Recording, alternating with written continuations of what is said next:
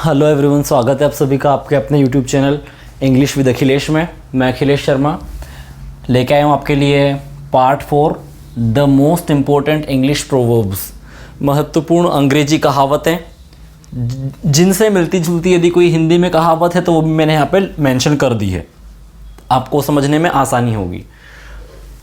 जिस तरह हम हिंदी भाषी लोग हिंदी में बात करते वक्त कई बार कहावतों का यूज़ करते हैं, जैसे धोबी का कुत्ता ना घर का ना घाट का, तो आप समझ जाते हो कि किसी ऐसे व्यक्ति की बात की जा रही है जो दोनों तरफ से ही उसका चांस जा चुका है, ना इस तरफ का बचा ना उस तरफ का। ओके, तो उसी तरह से इंग्लिश बोलने वाले लोग भी इंग्लिश में बात करते वक्त इंग्लिश में कुछ प्रोवर्ब्स बोलते हैं, और आप कितनी भी इंग्लिश सीख रहे हैं, यदि आप उस प्रोवर्ब्स को आपने नहीं सीखा है तो आप उसका मीनिंग कनेक्ट नहीं कर पाएंगे।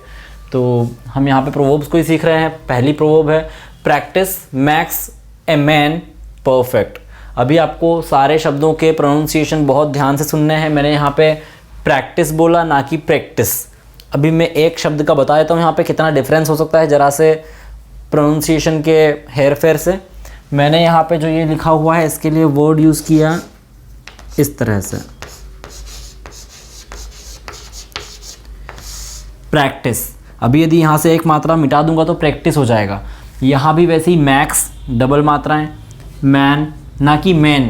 मैन बोलेंगे तो इसका प्लूरल जो बनता है MEN, बहुत सारे आदमी, उसके लिए मैन बोलते हैं। ये है मैन, मैन। तो आप प्रोनाउंसिएशन पे खास ध्यान रखिएगा। Practice max a man perfect. अभी परफेक्ट को भी मैं पहले सिलेबल पे जोर दे रहा हूँ, परफेक्ट, क्योंकि ये एडजेक्टिव है यहाँ पे। ओके, और यदि यही वर्ब की तरह से यूज़ होता तो फिर उसको बोलते हैं परफेक्ट, परफेक्ट। तो practice max a man perfect. करत, इसको हम हिंदी में कौन सी प्रोवर्ब है? हिंदी में है करत करत अभ्यास के जड़मति होत सुजान, रसरी आवत जात से सिल पर होत निशान।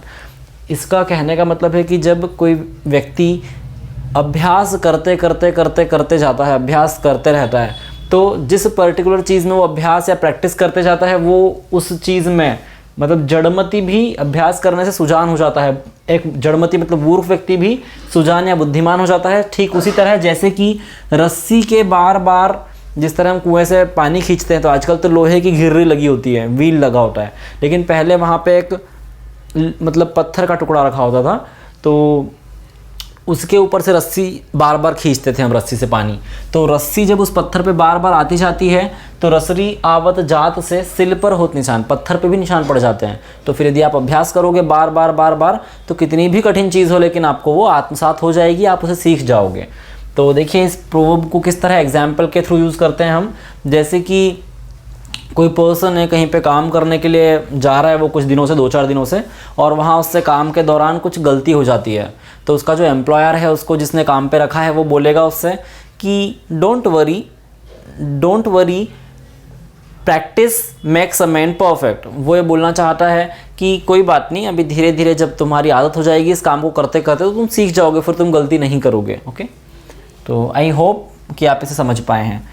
दूसरी प्रोवर्ब है द हार्डर यू गेट। अब देखिए द हार्डर, हार्डर, इसको हम यदि HARD को पढ़ेंगे तो पढ़ेंगे इस तरह से, हार्ड। जो R है वो साइलेंट हो जाता है, हार्ड। अभी ये है हार्डर, तो हम यहाँ पे वैसे कोई बोलेगा हार्डर तो ऐसा पूरा बोलते नहीं है, हार्डर, और यहाँ पे अ का साउंड है, हार्डर। तो the harder you work, the luckier, वैसे इसको हम लकी पढ़ते हैं, लकी मतलब खुशकिस्मत, तो छोटी की मात्रा आती है lucky. The luckier you get, इसका मतलब है किस्मत उसी का साथ देती है जो परिश्रम करते हैं। देखिए माना जाए कि किसी 2 दोस्त हैं, उनमें से एक का प्रमोशन हो गया। ओके, वो मतलब एग्जीक्यूटिव था, अभी वो मैनेजर बन गया है। तो उसका दूसरा दोस्त बोल रहा है कि यू आर सो लकी कि तुम मैनेजर बन गए। तो वो जो पहला दोस्त है जो मैनेजर बना है वो बोलेगा कि मैंने उस कंपनी में 10 साल दिए हैं अपने कैरियर के, तब जाके इतनी मेहनत करने के बाद आज मैं मैनेजर प्रमोट हुआ हूँ। तो वो बोलेगा, वही जो प्रमोट हुआ है, the harder you work the harder you work the luckier you get. आप जितना ज़्यादा मेहनत या परिश्रम करते जाओगे आप उतने ही खुशकिस्मत या फिर भाग्यशाली होते जाते हैं। मतलब कहने का सीधा मतलब यही है कि यहाँ पे इस दुनिया में किसी को भी लक से सब कुछ नहीं मिल जाता है, उसके पीछे कई बार लोगों की मेहनत छुपी होती है। आई होप आपको ये भी समझ में आ चुका है। वेयर, अब देखिए ये जो शब्द है इसको हम ऐसे पढ़ते हैं, इसका मतलब होता है कहाँ या जहाँ, तो इसको हम इस तरह पढ़ते हैं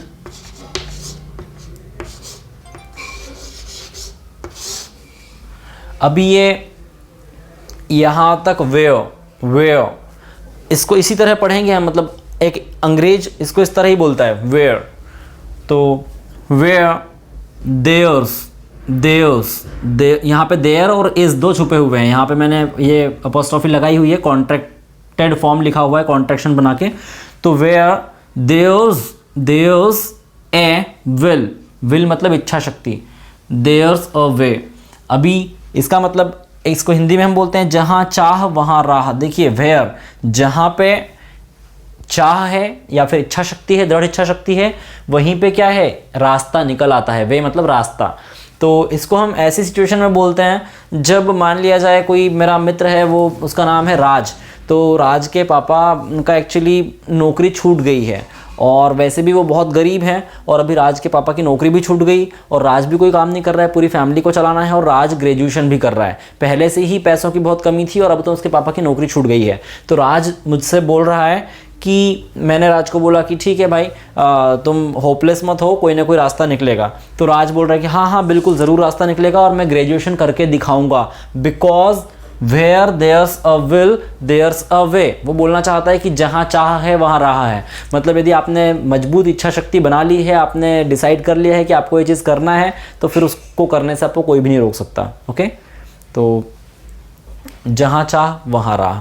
अभी आई होप कि ये तीनों आपको क्लियर हो गए होंगे, इन तीनों के मीनिंग्स। और प्रोनाउंसिएशन पे हम अलग से लेक्चर लेके आएंगे, तब आपको प्रोनाउंसिएशन के ऊपर डीप में बता पाएंगे। ओके, तो आज के लिए इतना ही। यदि कोई आपके पास सुझाव है, कोई आपको शिकायत है इस वीडियो में, कहीं कोई चीज़ समझ में नहीं आई है, प्रत्येक चीज़ के लिए कमेंट बॉक्स में कमेंट करें और मैं उत्तर देने की कोशिश करूँगा। तो thank you for watching this video.